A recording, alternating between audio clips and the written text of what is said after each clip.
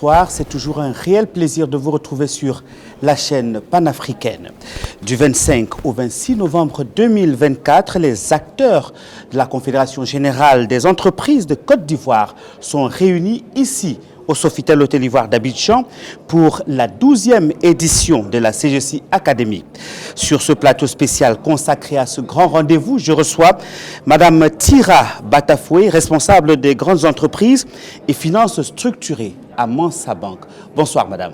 Bonsoir monsieur. C'est un plaisir de vous recevoir sur notre plateau. Madame, Partagez. Vous avez animé un panel qui a porté sur l'industrie culturelle et créative. C'est cela. Dans les pays tels que les États-Unis, l'Inde, l'industrie créative est très florissante. Mais par contre, en Afrique, ça piétine, on dirait. Alors, quel écosystème pour développer les industries culturelles et créatives, par exemple en Afrique? D'accord. Il faut d'abord rappeler qu'aujourd'hui, les industries culturelles et créatives représentent une part importante dans le développement des économies des pays dans le monde. L'exemple le plus récent et le plus palpable est celui de la Corée du Sud. On note une croissance générale, d'ordre général, entre 7 et 12% de façon mondiale, mais avoisinant les 10% pour la Corée du Sud.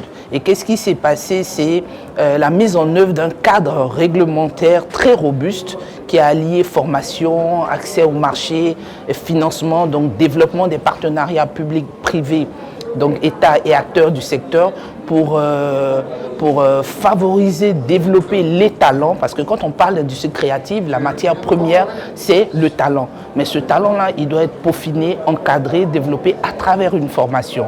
Donc il faut au niveau des États pouvoir mettre en place des politiques intégrées pour assurer les investissements dans tout ce qui est plateforme d'expression de l'art.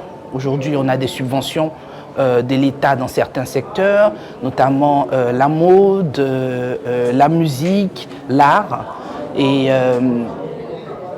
le cinéma, par exemple. Et là, il faut pouvoir mettre en œuvre des mécanismes qui vont impulser, redynamiser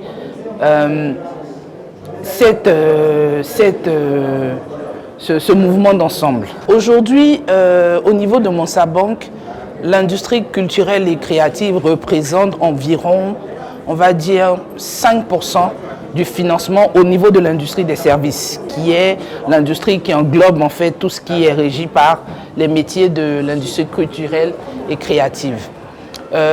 En 2025, ce sont des actions combinées qui sont attendues en termes de financement et surtout renforcement de capacité à l'endroit des acteurs de ce secteur. Donc la banque prévoit injecter près de 10%, passer de 5 à 10% d'investissement au niveau de ce secteur-là, bien sûr avec le partenariat de capital investissement, d'acteurs intervenant dans le capital investissement plus précisément.